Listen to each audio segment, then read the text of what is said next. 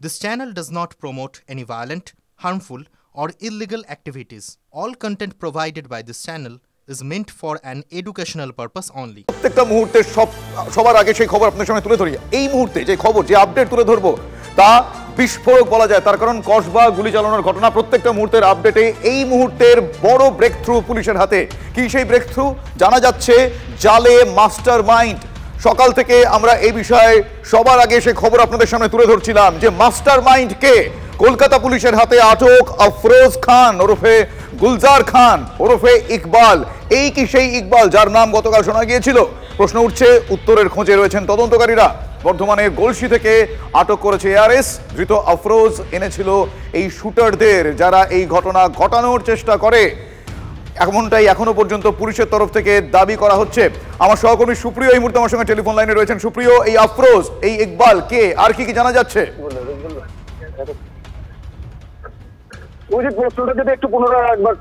এই আফরোজ ইকবাল যাকে আটক করা হয়েছে, যাকে মাস্টার মাইন্ড বলে মনে করা হচ্ছে, তার অ্যালায়াস তিনটে নাম জানতে পারা যাচ্ছে। কে সে, আর কি জানতে পারছো?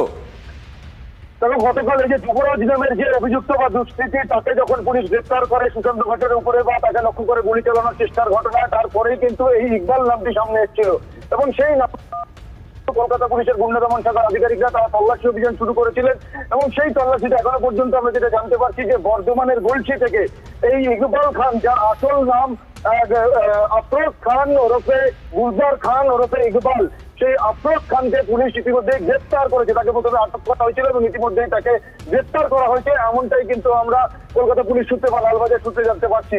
তবে তার কি ভূমিকা, কেন তিনি এই সুপারিং কিলারদের নিয়ে এসেছিলেন বা এই সুশান্ত ঘোষকে লক্ষ্য করে গুলি চালানোর জন্য শুটারদের ভাড়া করে বিহার থেকে নিয়ে নিচ্ছিলেন বা এর পেছনে কি পরিকল্পনা রয়েছে, সেটা কিন্তু এখনো পর্যন্ত সুস্পষ্ট নয়। তবে এই যে অন্যতম মাস্টার মাইন্ড ইকবাল, যে নামটা উঠে এসেছিল, সেই ইকবালের আসল নাম হচ্ছে আফরোজ খান। সেই আফরোজ খানকে কিন্তু ইতিমধ্যে কলকাতা পুলিশের অ্যান্টি রাউডি সেকশন অর্থাৎ গুন্ডা দমন শাখার আধিকারিকরা তারা গ্রেফতার করেছেন। ইতিমধ্যেই প্রথমে আটক এবং তারপর তাকে গ্রেফতার করা হয়েছে, কলকাতার উদ্দেশ্যে নিয়ে আসা হচ্ছে, এমনটাও কিন্তু আমরা জানতে পারছি। তবে নেপথ্যে ঠিক কি কারণে এই 60 শুটারদের তিনি নিয়োগ করেছিলেন টাকার বিনিময়ে, কারণ ইতিমধ্যেই কিন্তু একটা আর্থিক লেনদেন যে হয়েছিল টাকার বিনিময়ে। 3 জন ভাড়াটে শুটারকে যে বিহার থেকে বৈশালী থেকে কলকাতাতে নিয়ে আসা হয়েছিল, তাতে থাকার বন্দোবস্ত করা হয়। এমনকি গতকাল সন্ধ্যায় যখন লক্ষ্য করে গুলি চালানোর চেষ্টা হয়েছিল সুশান্ত ঘোষকে, তার আগে একাধিকবার রেকি করা হয়েছিল। এমনকি স্থানীয় এক যুবক তার স্কুটারে বসে এই যুবরাজকে পাঠানো হয়েছিল সুশান্ত ঘোষকে গুলি করার জন্য বা তাকে লক্ষ্য করে গুলি চালানোর জন্য। আগ্নেয়াস্ত্রও কিন্তু এই যে যারা এই গোটা পরিকল্পনা করেছিলেন তাদের তরফ থেকেই এই শুটারদের হাতে। সুপ্রিয়, এক্ষেত্রে একটা বিষয় আমি একটু ক্লিয়ার করতে চাইবো যে প্রথমে জানা গিয়েছিল 3 জন বৈশালী থেকে 3 জনকে এই দায়িত্ব দেওয়া হয়েছিল। 3 জনের মধ্যে একজনকে গ্রেফতার করা হয়েছে, আর একজন যিনি স্কুটি চালাচ্ছিল সে পালিয়ে যায়, আর একজনকে এই প্রশ্ন, পাশাপাশি ট্যাক্সি চালক তাকে গ্রেফতার করা হয়েছে।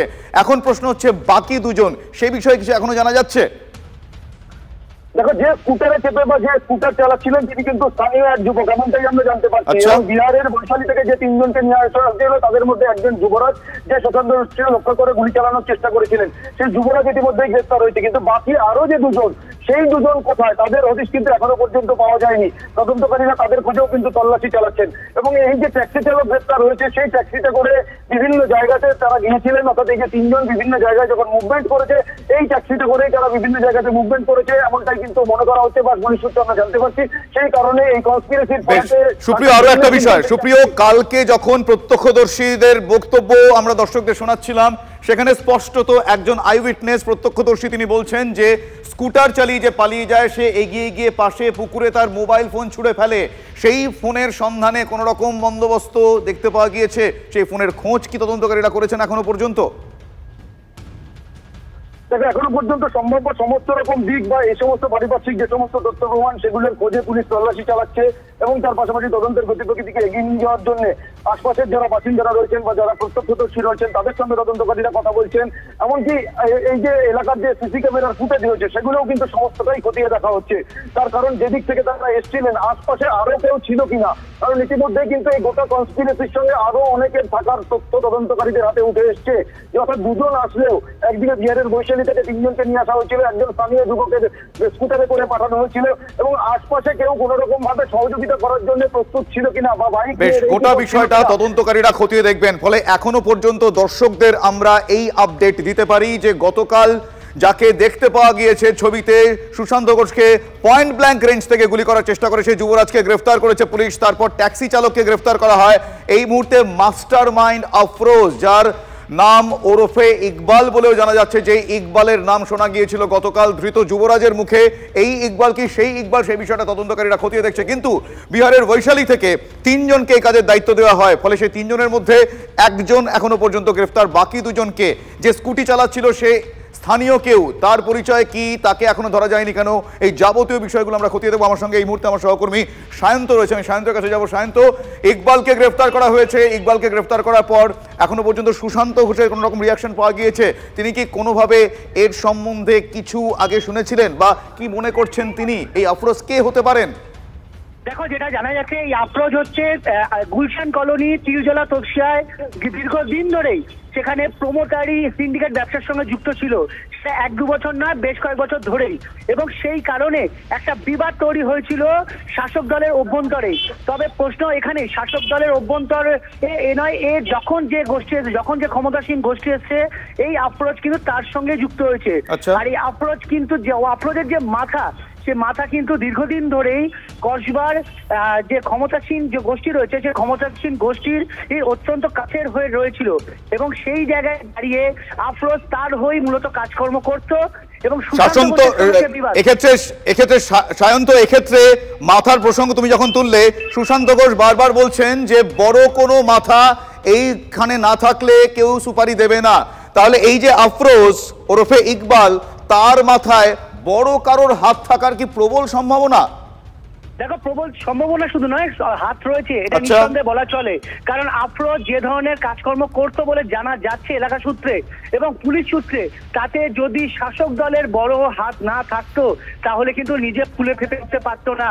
দীর্ঘ কয়েক বছর। একদমই তাই, অত্যন্ত গুরুত্বপূর্ণ এই বিষয়টা। এই ঘটনায় আরো একবার উঠে আসছে প্রভাবশালী কারোর ছত্রছায়া থেকে দিনের পর দিন এ শহরের বুকে এই অন্ধকার রাজ চলেছে, যা আবারও কালকের ঘটনা সামনে নিয়ে আসলো, যে কারণে হামলার পর ইঙ্গিতপূর্ণ মন্তব্য করেছেন সুশান্ত ঘোষ। তিনি যেটা বলেছেন খুবই সেন্সিটিভ। তিনি বলছেন ভালো নেই কসবা, এবং তিনি এটাও বলছেন যে মানুষ মুখ ফিরিয়ে নিচ্ছে, কসবা থেকে মানুষ মুখ ফিরিয়ে নিচ্ছে, এটা নেতৃত্বও জানে, এটাও তিনি বলছেন। কসবা এলাকায় ভালো মধু আছে, তাই বহিরাগতরা সেখানে, মানে বহিরাগতদের তিনি মৌমাছি বলছেন, যে কারণে ওখানে ভিড় তাদের। ঘুরিয়ে কাকে বার্তা দিতে চাইছেন তৃণমূল কাউন্সিলর সুশান্ত ঘোষ, নিশানায় কে, এ প্রশ্ন উঠছে। একবার শোনাই আপনাদের।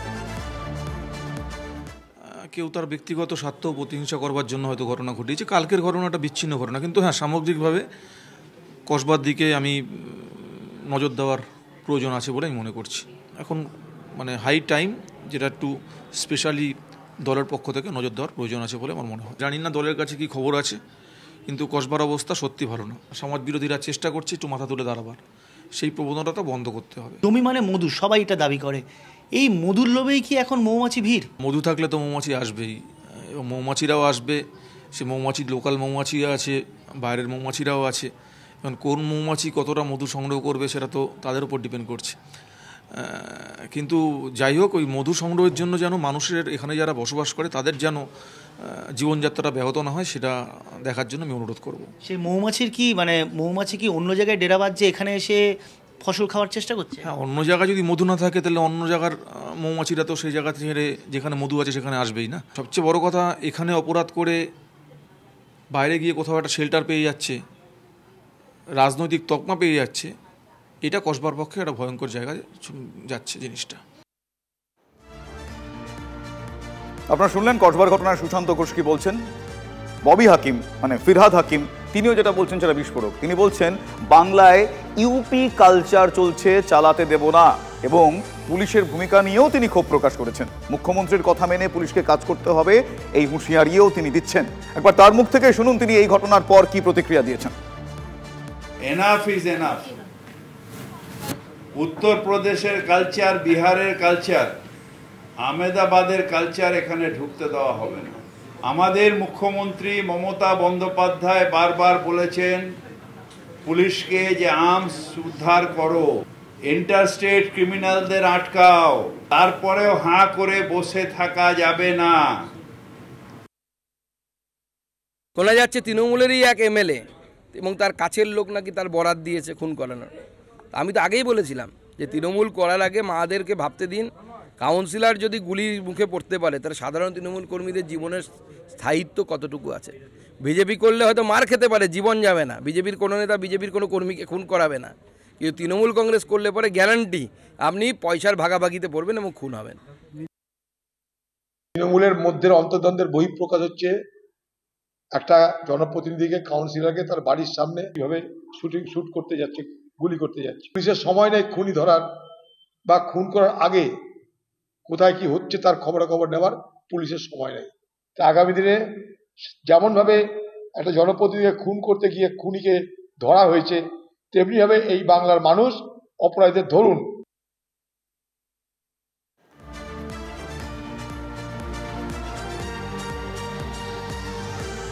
আসলে কসবার এই চত্বরটায় বারবার এর আগে অনেকগুলো বিষয় সামনে আসে। সিন্ডিকেট, সংঘর্ষ, গুলি চালানোর ঘটনা বারবার কসবা শিরোনামে আসে। আর এই প্রেক্ষাপটেই ইঙ্গিতপূর্ণ মন্তব্য করে বসলেন সুশান্ত ঘোষ। তিনি বললেন 107 নম্বর ওয়ার্ডে তাকে ঢুকতে বারণ করেছিলেন তাঁরই দলের দক্ষিণ কলকাতা জেলা সভাপতি। হ্যাঁ, এটা সুশান্ত ঘোষ নিজে বলছেন।